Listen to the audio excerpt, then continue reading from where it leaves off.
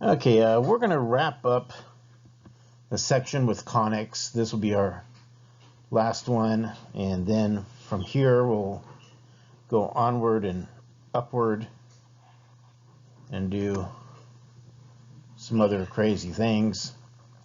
Pingu does not really have anything to do with a circle or ellipse or hyperbola, but I like Pingu, so here comes Pingu. Pingu, you make a better door than a window, okay? Can't read through you. You'll notice that we're going to concentrate on, oh, thank you for going behind this time. We're going to concentrate on circles, ellipses, and hyperbolas. If you're wondering why we're just taking a look at those three, those are the three that have both x squared and y squared in the equation, right? The parabola is always an easy one to pick out because only one variable is squared.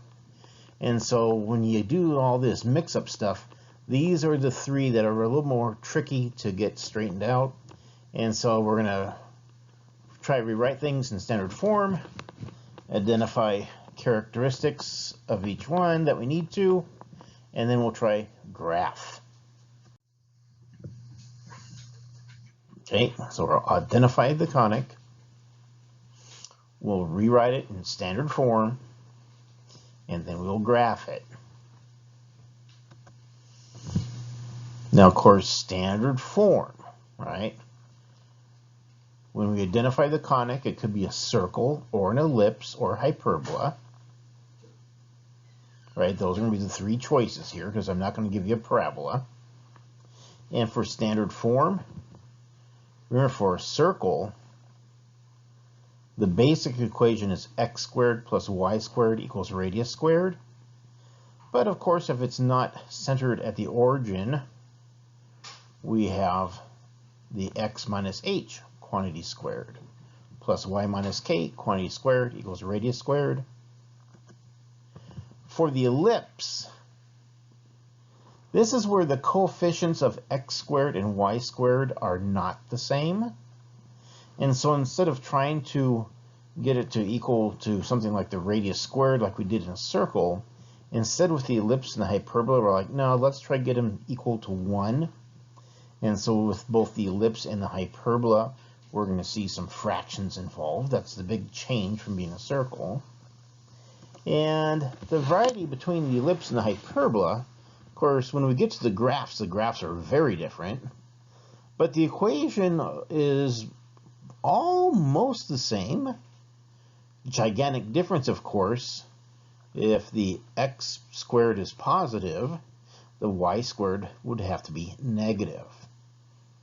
Right? There's that change in the middle of that equation. So those are the three different types of conics that we'll identify. That's what the standard form looks like for each one. And then, of course, when we get through the end of each example, we'll graph each one. And then also when we're doing the graphing, I'll point out the characteristics that we need, right? Previous slide I said, hey, and you know, point out the characteristics. You're like, what characteristics? Well, they're a little bit different for each shape. Right? For the circle, it's the center and the radius. Ellipse, vertices, co-vertices, foci. I'm not going to look at eccentricity today because our goal is to graph it, but you know, if you want to just have some fun off to the side and find the eccentricity, woohoo!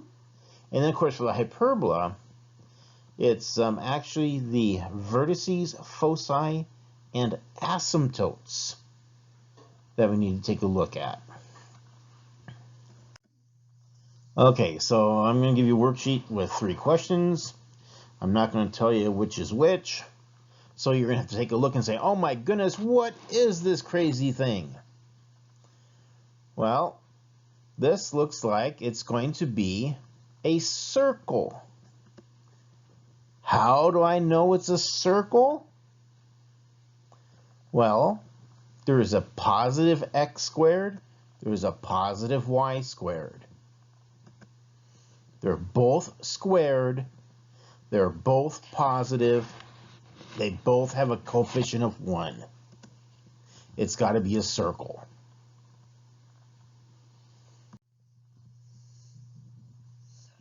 Okay, we've been down this road a few times before. You know, I got to give myself a little bit of space. And of course, the big key is always grab the coefficient of x, divide it by 2, and square it. Of course, if I add 16 to one side of the equation, I must add 16 to the other side. Grab the coefficient of y, divide it by 2, square that. But if I add 9 to one side of the equation, I must add 9 to the other side of the equation. Of course, I can simplify the right-hand side. And then on the left-hand side, well, we need to factor. It looks like we'll need x plus 4 times x plus 4, y minus 3 times y minus 3. So we get x plus 4 squared plus y minus 3 squared equals 49. I went through that a little bit quickly. You can always go back if need be and review some notes if you took down some good notes before, right? But those were the bird steps. Step 1, make sure it's in the correct order. Step 2, make sure A is 1. Step 3, eliminate C. And then of course step 4 is where we take B divided by 2, square that quantity, add it to both sides. And then step 5, of course, is the factoring. Of course, before I got that far down the line, I already knew it would be x plus 4 because b divided by 2 was 4. I already knew it was going to be y minus 3 because for the coefficient of y, b divided by 2 was negative 3. Right? That's always going to work. Okay, so where's the center of the circle? Remember, I got to think oppositville. I see x plus 4, I have to think negative 4. I see y minus 3, I got to think positive 3. Radius, well, the radius is 7. Whatever is easier for you. Some of you might think, hey, 49 is really 7 squared. Or maybe you'll say, no, I'm going to hit the square root button. Square root of 49 is 7. Right? Whatever works for you. Let's get a graph up. Put a dot where the center belongs. Right? The x-coordinate was negative 4. Y-coordinate was positive 3. Radius is 7, so I have to go up 7, down 7, left 7, right 7. I'm going to try to draw this freehand. And it's always an adventure, because usually when I go freehand, it looks kind of like a lopsided egg. That's one of my better efforts. Let me grab a tool that I can get off the paint menu. Hey, not bad. All right, so that's what it would look like. Right? I have to rewrite it in standard form. If it's a circle, I better identify the center and the radius, and then I want to try graph it. Who could it be now? What is this? What shape? Circle, ellipse, hyperbola? How do I tell? Right? That's what I'm looking for. I'm looking at the x squared and I'm looking at the y squared. They're both squared. They're both positive, but they have different coefficients. It's the ellipse, right? If they had the same coefficient, I could divide by whatever that number was, and I can get them both to be a 1, right? I could turn it into 1x squared plus 1y squared. But if the coefficients are different, that's when it is an ellipse, right? So that's my clue. Okay, again, we're going to have to complete the square. But before I can do that, I need a coefficient of 1. So I'm going to factor out a 9. I'm going, 9 times x squared is 9x squared. 9 times negative 8? Actually, a negative 8x, right, to get the negative 72x. And then I got to do the same thing with that 25. 25 times y squared will get me 25y squared. 25 times negative 4y will get me the negative 100y. That 19 is on the wrong side of the equation. So let's subtract 19 from each side. Now it's time for b over 2 quantity squared. So if I'm looking at the x, I have to play with that negative 8. If I'm looking at the y, I've got to play with that negative 4. Now this is a little bit trickier because if it was a circle, it was a lot easier to just say, hey, add that 16 to each side.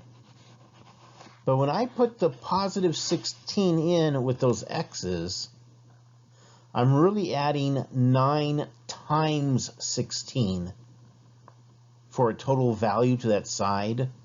9 times 16 is where that 144 is coming from. Same thing here. If I'm going to put the plus 4, which I really need, in with the y's, I'm actually adding a value of 25 times 4.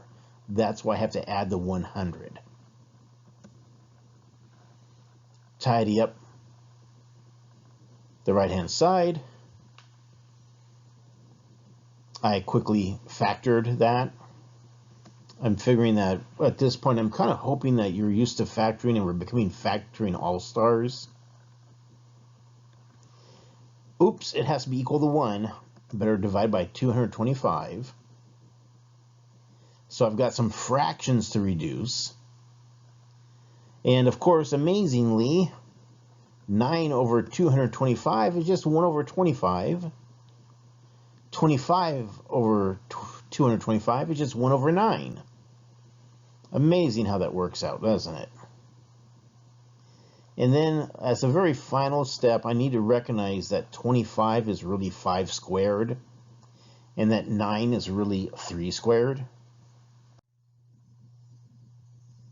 Okay, so how do I go about graphing it, and what information do I need? Well, since it's not centered at the origin, I got where is the center of the system? And if I see x minus 4, I got to think positive 4. If I see y minus 2, I got to think positive 2. Okay, now let's put the center on the graph. How far do I move for the vertices? Well, underneath the x squared, I see a 5 squared. Right? I will move 5 units left, and I'll move 5 units right. This graph paper is a little bit goofy. Right? Notice it's actually like counting by 2s. So 4 plus 5 got me a 9. 4 subtract 5 got me a negative 1. I find it easier to put the dots on the picture, then figure out the coordinates. You might have another method that you prefer. Covertices. Okay, underneath the y squared is a 3 squared. So from this very center, I might go up 3 units, down 3 units.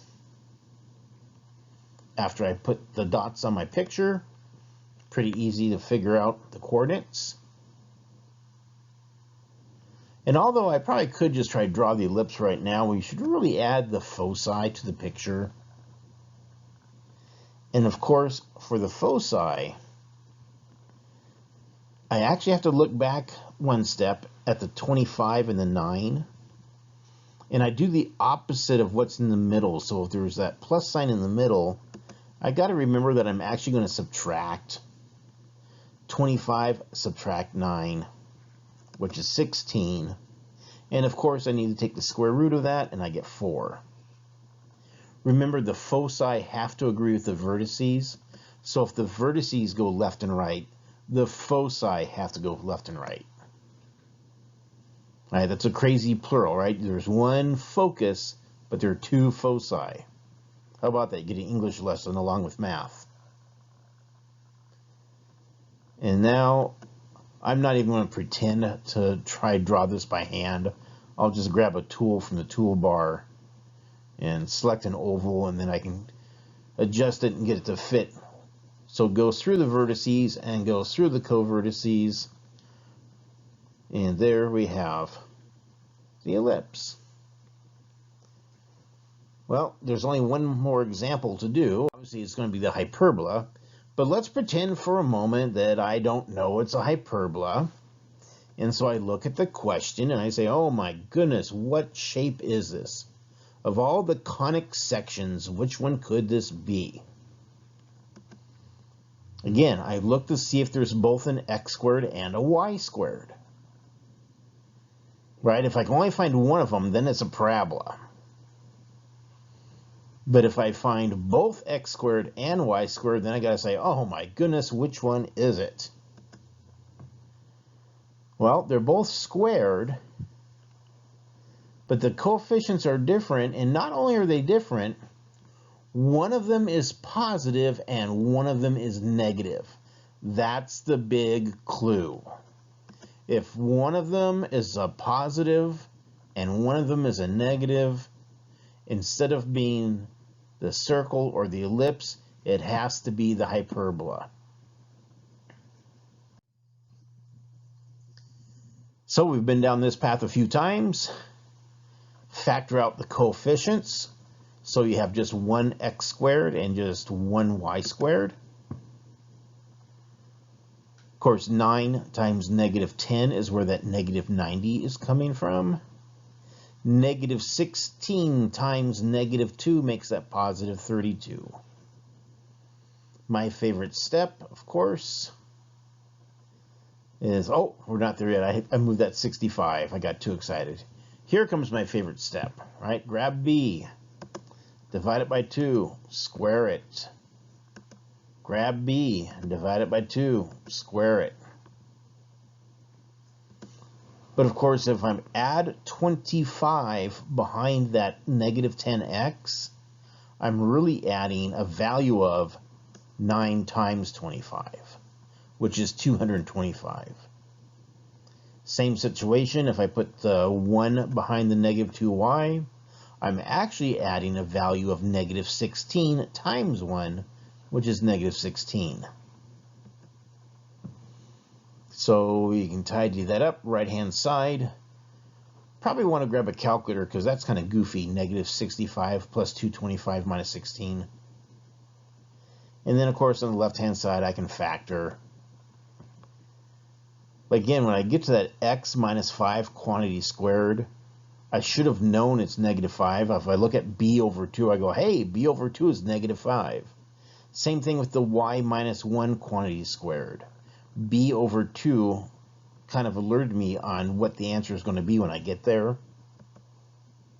And of course, in the case of both the ellipse and the hyperbola, we want it set equal to 1. Since this is a hyperbola, we need it set equal to 1.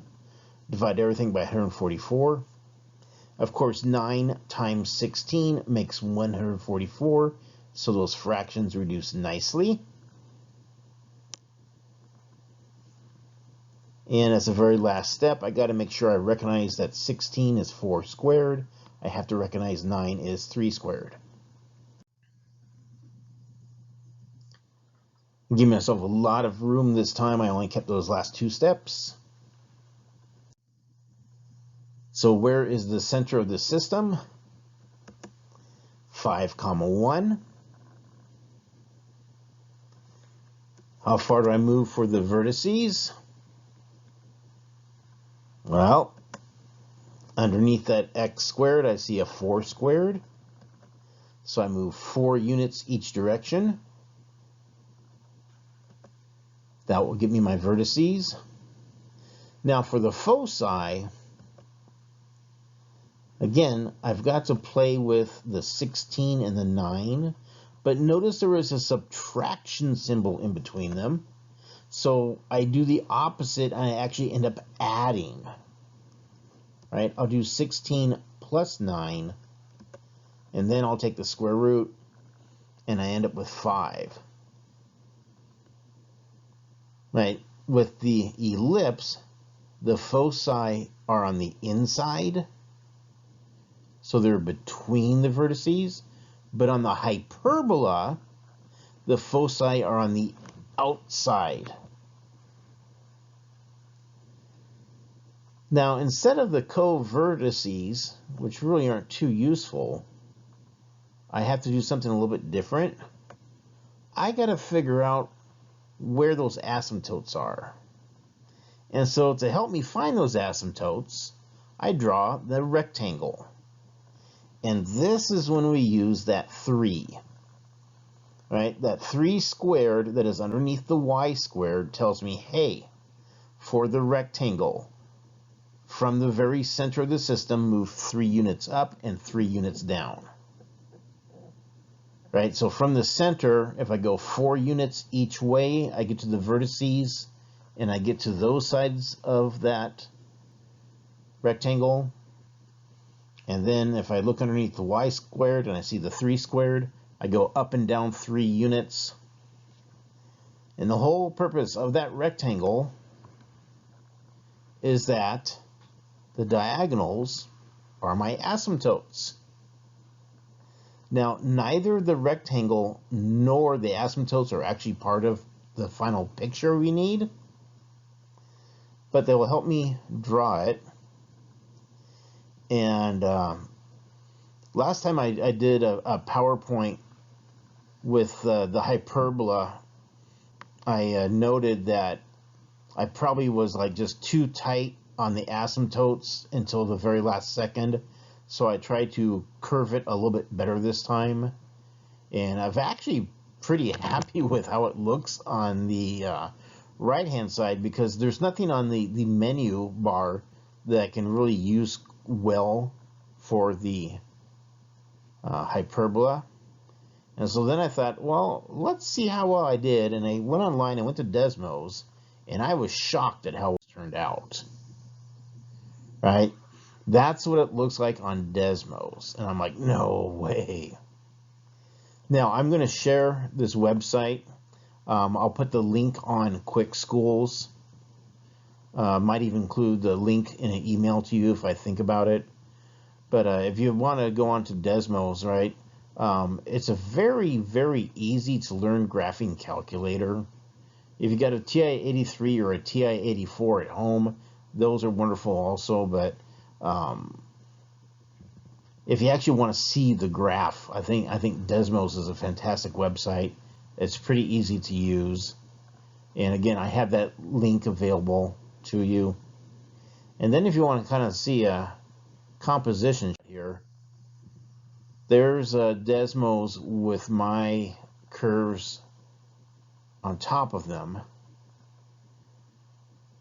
And again, I'm shocked at how close I was.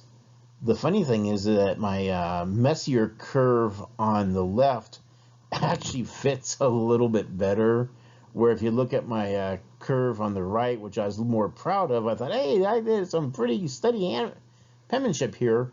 I'm getting away from the asymptotes too much, which is kind of the opposite of what I usually do. Okay, again, Pingu doesn't really have anything to do with our conic sections, but I'm a Pingu fan, so Pingu can hang out with us. There goes Pingu again. Oh, Pingu, you can be in front or back this time. Oh, both. He's behind some letters and in front of other ones. Very talented job there, Pingu.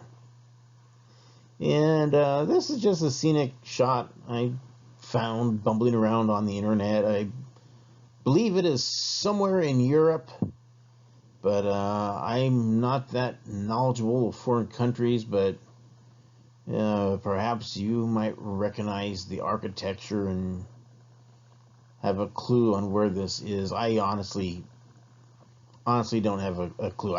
My hunch is someplace in Europe, but I could be very mistaken.